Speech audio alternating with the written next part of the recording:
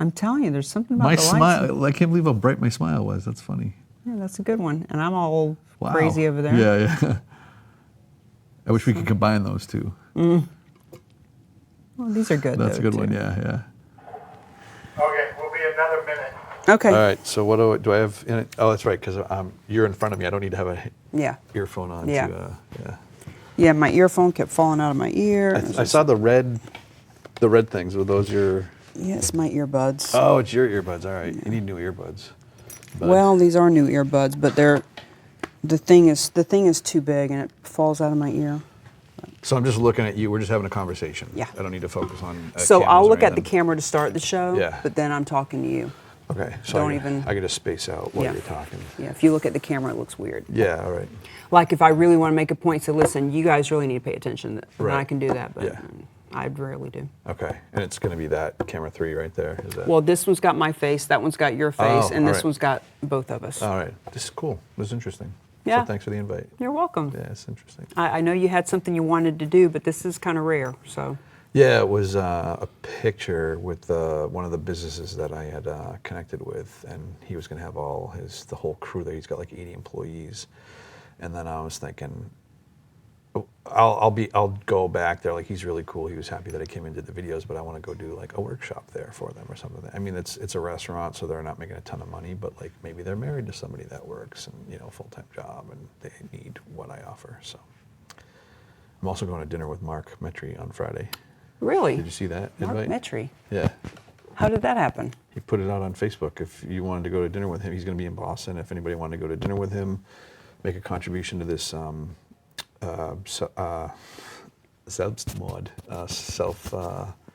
suicide prevention website thing or organization. Good for him. And then he was going to accept like up to 10 people. I think there's only like 6 of us going. But What night is it? Friday, 6 o'clock in Boston at Legal Seafoods or Boston Legal Harborside. I had him on the show about Did you really? about a year ago. It was Yeah. his first TV appearance, and now he's just really. Really? Well, he was already doing Human Beings 2.0 podcast. Yeah.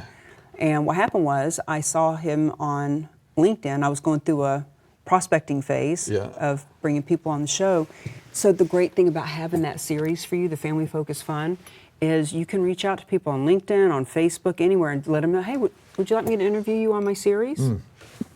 Yes, I would. Oh, that's awesome. Yeah, Right? yeah. So you don't have to have a TV studio to do a series. You do it Right. on Facebook Live. Yeah. Just pick a day that you always do it, Yeah. Tuesdays Are we or all Wednesdays set? or something. Yep. Yeah.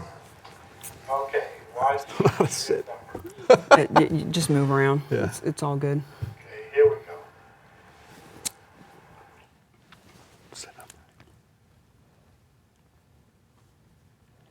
Hello and welcome to the Happiness Jungle TV show. I'm your guest host, CamiBaker.com, and today my very special guest is a friend of mine and a colleague and someone that I met at a networking event, about 6 months ago, and we hit it right off, and I started learning about all the things that Brett Larkin is passionate about and on purpose about, and I just wanted to share you with my people. Brett, tell our viewers a little bit about yourself. Whoa, that's a very wide open question. What do you want to know?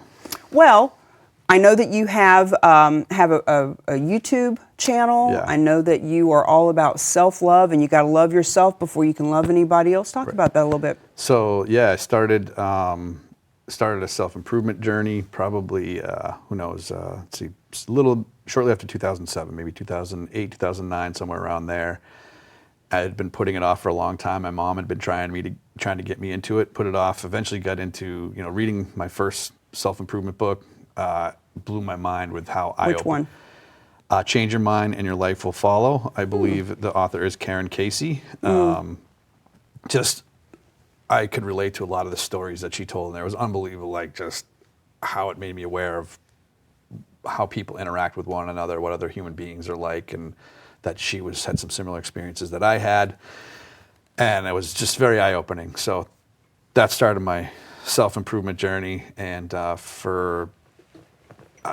been a long journey. I read lots of books, and also I tried 3 counselors to work on some things, and eventually my mom had always said, and I think, you probably agree that a lot of people say, in order to find that special significant other of your life, you need to love yourself first. And I was always like, whatever, I love myself, and but I didn't realize that I really did not like myself. And it was throughout this journey of reading all these books, listening to speakers, and then really eventually what happened, one of the probably the biggest thing that I did was I almost said I fell in love with myself, but how did I do that? That was the thing. My mom would tell me I had to love myself, but nobody, and I'd heard it over and over, but nobody ever explains, like, how do you do that? Actually, I'd heard some things where people said, write down all of your past accomplishments and all this sort of stuff. But so the big thing that I did, there was a lot of work involved in it, but the big thing that I did was really just write down a bunch of things that I liked about myself, not necessarily what my hobbies were or whatever, but just the traits that I had about myself. Like, I know I'm sincere, I know I'm genuine, I know I'm an honest person. I make myself laugh. I don't know if I make other people laugh, but I make myself laugh. So I wrote down this list, and I would also write down good deeds that I had done, like in that day or maybe even in the past. And I did that list for several weeks, and just reading that list over and over and over again and seeing it outside of myself was just incredibly powerful, and realizing, like, that person that was on that paper was a really awesome person, and just realizing that that person was me helped me get to a point of just really, I'm sure I still have a lot of work left to do, but just appreciating myself for. I find it fascinating that your mother was wanting you to do that, because not everybody's on a self-development journey. Not everybody realizes, hey, you can actually put some concerted effort and intention in shifting who you are and how you show up. And I'd like to find out, what did your mother do to get her to the place where she wanted to encourage you? And then what was the thing that happened that you finally said, all right, Mom, I'm going to do this? I don't know what my mother was doing. I don't know how much self-improvement she has done. She's an amazing woman. She's awesome. So what really happened, she was encouraging me to read that book, and I think she felt concerned. When is he going to find that special somebody, that whole deal? Like, I just wish he'd settle down and be normal like everybody else or whatever. But so then I joined a business that I can't really talk about. I became part of a business, and my mentor, who is the nicest human being I've ever met, just an incredible man. I eventually found out that he was reading at the time, about 2 personal development books a month. And I just immediately heard that story, and I went home to my mom as soon as I could after that and said, Mom, where's that book you've been trying to get me to read? So it was, that's part of, I could talk about my YouTube channel, but one of the messages that I like to share about my experiences is to listen to people that and trust and love, of course. So I just didn't listen to my mom, like a lot of us don't listen to our parents, but so. Well, that's why I asked, because as a mother, my daughter's 20. God knows there are 1,000 books I would love for her to read, and she won't listen to me. And for me, I went through my alcoholism and my, just some really dark times that made me I needed to either fix myself or kill myself, one or the other. Yeah. And so that's why I got on my self-development journey. But I asked you about what was it that inspired you, because I'm like, what can I do for my daughter to help her to finally step into it? But you just, we all have our own path. We have to take that journey, and fortunately, I just was open-minded enough to listen to somebody else that I trusted and admired and respected. Knowing now what I know now, I probably, I would like to believe that I'm going to be more open-minded to my mom if she suggests, one thing or another, whether towards it that would help me improve who I am. You know what I mean? So yeah. So what are some of the books that you have read that have helped? Wow. I guess I probably haven't watched or read too many, but I've definitely listened to a lot of Zig Ziglar. He's great. I don't think any of them are the end all be all. I think one of the books first one I listened to was a Tony Robbins book. I can't remember which one it was, but it was Tony Robbins, Zig Ziglar. Anything by Zig Ziglar is good. Grant Cardone. I've listened to Grant Cardone. He's not necessarily, I don't know if he's self-improvement, but he's definitely improvement for sure. Yeah. I'm drawn up. Dale Carnegie's? Yeah, for sure. How to Win Friends and Influence People. That was a big one. And it's really weird, actually. My dad, I forgot about this. When my dad was out of work for a period or something, I found out that he had done some reading on self-improvement. He'd taken the Dale Carnegie courses and stuff. He never told me any of this stuff, which is funny because I probably wouldn't have listened to him if he did tell me about it. But even if he just told me in passing, I might have been intrigued, as opposed to him talking about you and your daughter.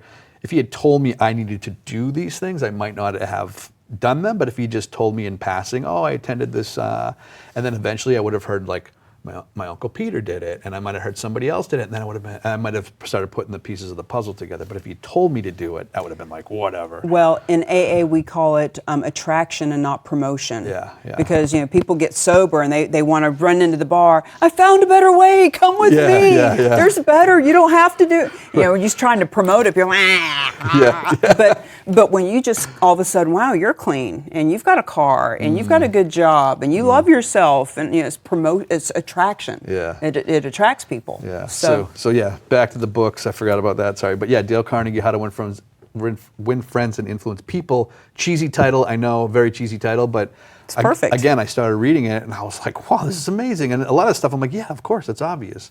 But back to my dad, when he was out of work, he had read a book on influence and influencing others. I don't know if it was on a negotiation or something along those lines, but I some point it clicked that, wow, I read, my dad, and I read some of that book. For whatever reason, I was intrigued by it because I think I knew I needed to improve, but like I wasn't fully on board with, that I don't know, whatever it was, that book wasn't the right book for me at that point in time.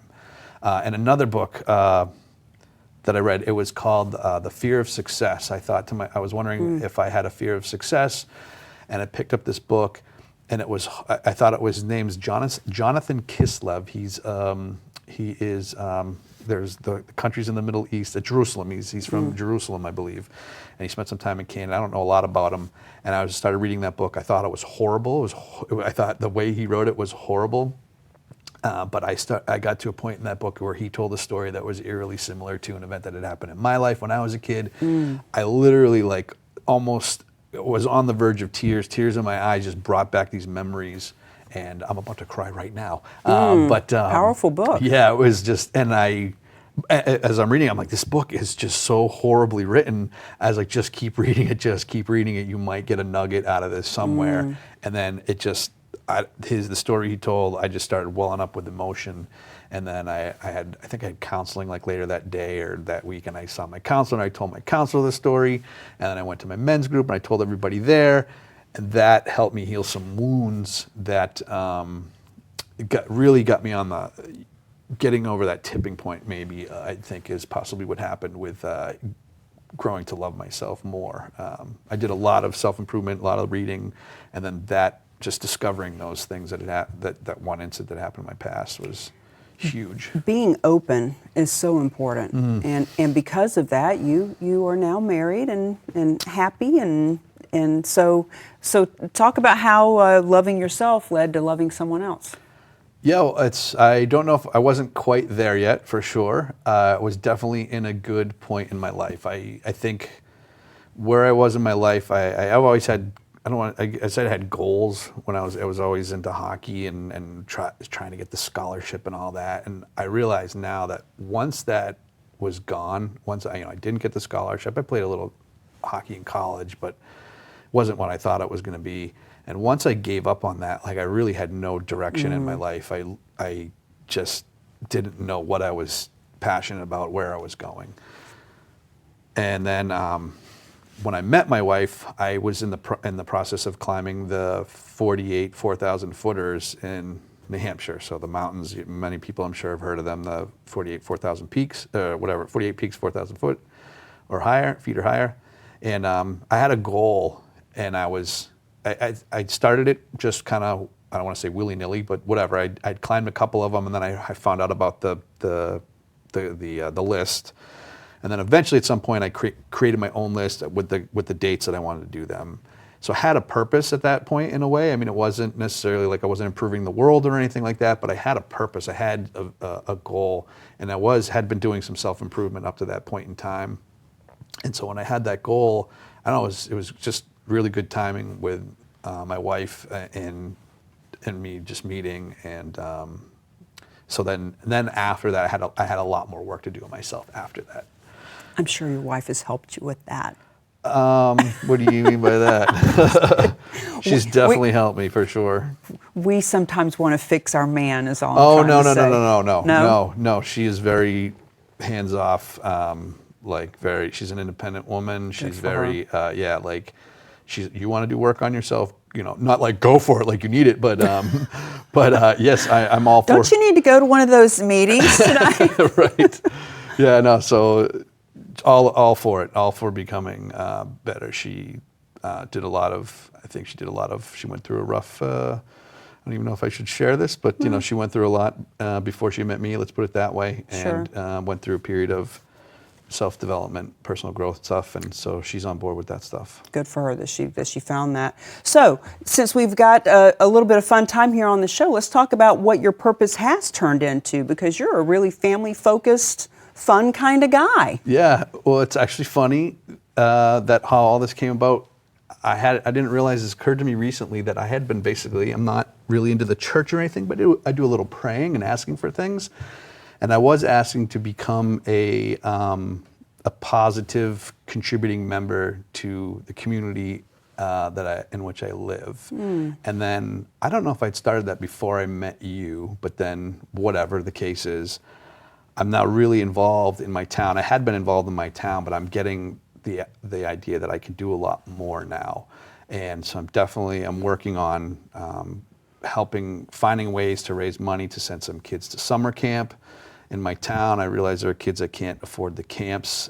It's either their parent. I've learned that either their parents are absent, or there's a woman that I know who said she got a scholarship to send her kids to camp. If she wasn't able to send her kids to camp, she was going to have to quit her job basically because she didn't have the money to provide daycare.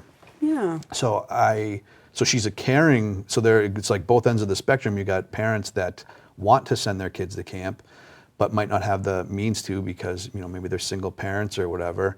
And so she got a scholarship, was able to send the kids to camp, and then she was able to go to work. On the other end of the spectrum, there are parents that are just completely absent from their kids' lives, not involved in their kids at all, and then those kids also would like to go to camp as well. So I've been involved in helping raise some funds to get those kids to camp so that they stay out of trouble and maybe have the ability to meet some other people and find some positive outlets. One of the things my dad always was big on was the idle hands of the devil's workshop or whatever. I think that's the phrase. Yeah. Which is why he always kept us in sports. And so again, there are kids that don't have those means to be in those activities, whether it's sports, music, dance, art lessons, or whatever.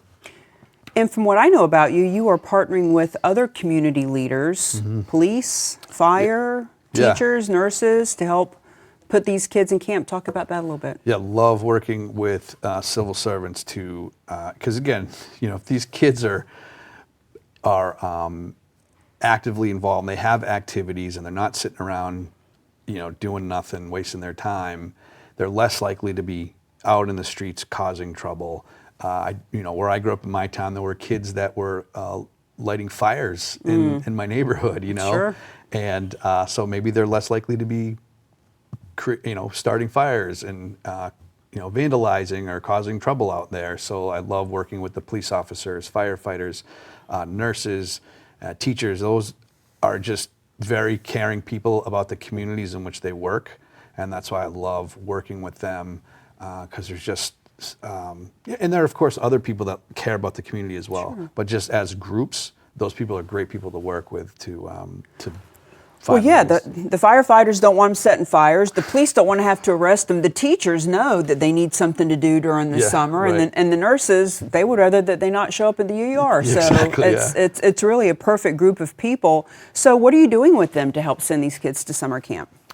I just worked on an event where we were raising money. It was an event in my town, and there are ways that I can bring together businesses within the community and helping promote those businesses for their efforts, because most likely when people donate money or make a contribution, they don't really get much in the way of recognition. They get maybe a banner or their name on a banner, or they get their name mentioned. So I'm working with the businesses within the community in which I live, but I definitely want to branch out to other communities to bring some awareness to those businesses, to show people within the community what great things that they are doing to, it's going to be good for the business because that business will get some positive promotion. It'll be good for the community because maybe some more people will go there and buy some goods or services or whatever. That keeps more money within the economy, and that might be able to enable them to contribute more to our cause, or maybe some other cause that they're also passionate about. So I love working with the business owners as well, because I love it. It's been great, helping promote their business on Facebook, doing Facebook Lives with them, or I love even just taking pictures with them and showing the people that run those small businesses. Even if it's a big business, I went to a car dealership and made a business there, and they were helping the veterans that month, this month actually. Seacoast Volkswagen in Greenland is, if somebody buys a car, they donate like $75 to Peace Greeters actually. Nice. Yeah, so I love helping promote the business. It's just to me, it's win-win-win across the board. Well, and especially promoting businesses that do something around families and kids, because with Family Focused Fun, which is now a group that you have on Facebook, you're helping to promote camps, businesses that are family focused, events that are going on. Talk about that a little bit. Yeah, so I love, it's been a lot of fun creating, this Family Focused Fun Facebook page to give parents a resource to go to find out about events that are going on within their community. And so I get to promote, those businesses that are hosting those events, maybe drawing some attention to them and maybe getting some people to them that hadn't gone there before.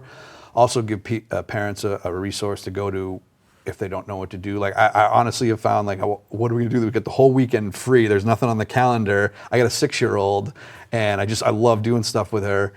And what's going on? Like sometimes I just completely draw a blank. Like there's some people that just get up and go. They know what to do, but I need some guidance, right? So I love being able to provide that guidance, whether it's just might be even sledding at Wagon Hill over in Durham, or the Halloween haunt like we just had in my town, or apple picking at some farm, or anything that's family related, where you can either go and make your own fun, or maybe even run into some people that who are also on the page as well. Building community is so important. Yeah, you can have play dates and sleepovers and just all kinds of fun. When my daughter was growing up, I had split up with her father, so every other weekend was adult weekend and every other weekend was kid weekend. Right. So I almost had 2 weeks to plan to do something. When you've got your child full time, like I can imagine that's like, what are we going to do now? Yeah. I feel like I'm the entertainment committee. Yeah, and the other thing, it's the entertainment committee, and then there are just I think for a lot of families, there's a lot of costs involved to whatever event. So there are deals and things that people can share with one another. Like my daughter went to Ocean Camp at Odeon Point in Rye, and we found out, I think it was November, that if you went to Ocean Camp and could prove that your kid went to Ocean Camp, the entire month at the Dover Children's Museum was free. So there's a means for not only me, but for other people to share, hey, just want to let everybody know that this is going on right now. Were you aware of this deal? Were you aware of this event or whatever? That's maybe there's a sale or something going on, or whatever, reduced prices or something too. And like I said, or just to share other ideas of, like I said earlier, sledding at Wagon Hill doesn't cost any money. What other fun events? There are so many amazing places in New Hampshire to go for a walk. That are safe places too, that don't necessarily cost any money. There's out in Great Island Common in what's the town? Newcastle. Beautiful place. Like it costs a little bit of money, like $7 or something, because it's a state park. I believe it's a state park, but it's beautiful. I'd never heard about it, right? And I've met people that are like, I've never heard about this place. So it's just a place, an arena, a place for people to go to share things, because they got a big green field, they've got a playground, they got bathrooms, and they got the beach. I would love to see you do a Facebook Live like on every Wednesday or something, so people know on Wednesday, Brett's going to let us know what's going on this weekend for family fun. That's a good idea. Yeah. I need to get it in my calendar to post something about, I generally will ask people what are they up to, so we got a multitude of events and things going on. But you could create a series so that people know on Wednesday at 3 o'clock, Brett's going to let us know what we've got coming up this weekend, and you could actually interview the different places, whether it's the local dojo that's got free karate this weekend. Yeah. I don't know. I think about where are the kids at, because when my daughter was growing up, we did the dojo, we did the dance studio, we did the all the things that you're supposed to do. Yeah. She just never stuck with anything, so we did all kinds of stuff. Yeah. But there are so many cool things to do. There's a great Seven Rivers Paddling in my town, man. They have unbelievable, I don't even know half of what they do, I'm pretty sure, but they do kayaking camps in the summer. They have a lot of great programs. So there's definitely a lot of cool stuff that goes on out there that's available for kids, whether it costs money or whether it doesn't cost money. But yeah, that's a great idea. And you could put together something where when you interview them on Wednesday, if you tell the parents tell the business, hey, I saw you on the Facebook page, then they get 50% off or something like that. Excellent idea. We should talk more about that later. We'll talk more about that. So let's put the call out then. We've got about 4 minutes left on the show. What kind of businesses, who would you like to interview for your series? What do you want to teach your people about? Great question. Anything that's, again, family friendly related, indoor play places, specifically coming into the winter. There's always like, what do we do? Bowling alleys. I love bowling. I don't know about you, but I love bowling. Anything, glow bowling, yeah, any of that stuff. Bowling places that have deals that we want to drive some, try to drive some business to help them out, and also again provide families. The Exeter Bowling Lanes is amazing. That guy, I forget the guy's name. That guy's awesome. Anyways, great plug for him. Yeah, I love that place. The indoor rock climbing walls, the putt, the fun spot, up in Laconia is great. Yeah, anything. Movie night, Chunkies. Yep, Look at all these people that you can go interview. Yeah. No, I can't think of anything off the top of my head really, other than just a business that's family related that caters to families. Well, and you'd like to get introduced to people that run the different camps in New England. Correct, yes. Yeah, because, now that you're looking to put kids in camp in your town, little by little, you can add another town, and your whole Family Focused Fun can become a website and the YouTube channel and all that, where people know that they can come to find the camps, find scholarships, find events. Great ideas, yes. I hadn't even thought of that. Yeah, of course.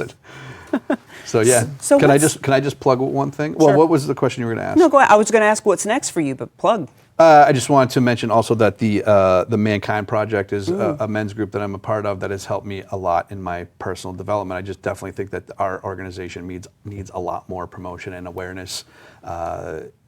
I don't know what the website is, just Google Mankind Project, and it's a big part of what has helped me grow to become who I am today. A bunch of incredible men showing up on a weekly basis to support one another emotionally. Well, I appreciate you bringing up Mankind Project, because I'll give them a little bit of a plug too. About 4 years ago, I was in Costa Rica, and there was this beautiful couple in the pool. They were at this event with us, and they just were in love, and they were in sync, and they were in tune, and they were lovely to one another. And I said, where do I find a man like this? Yeah. And he mentioned Mankind Project, and he told me, about how they come together, as you mentioned, and they come together in a tribe, and they support each other and doing the right thing and treating women with respect, and animals and kids and the environment and all that. So Mankind Project has been a group that I've personally wanted to infiltrate. So so thank you for bringing it up, because more people do need to know about it. Yeah, there are two circles that meet weekly. One's in. I forget the name of the town, but it's Northwood, I believe it is Northwood, and then I meet in Elliott, which is just over the border in Maine, and there aren't any in Nashua. There isn't one in Manchester, I just can't believe there isn't a group of men. Again, we come together to support each other emotionally, and just help each other show up in the world the way that we want to show up. And there's no one leader. We all take, like tonight or tomorrow night, I'm Circle and I'm leading the group tomorrow night, and we just show up the way, and we support each other and helping each other show up the way we want to show up. Well, here we are at the end of the show, and I just want to mention that everyone can reach out to you for Mankind Project information, family-focused fun information, how to love yourself before you can love anyone else. You're just a wealth of information, and when I first met you, you have such a genuine, kind-hearted, you're just such a kind-hearted person, and it oozes from you, Brett, and I just really want to acknowledge you for that. Thank you. I really appreciate that. Yeah, you're welcome. Thanks for being on the show, and you know, as our fearless leader, Lyn-Dee Eldridge says, you know, it's a jungle out there, but we can still be happy. Thanks for coming on. Yeah, thank you very much for having me.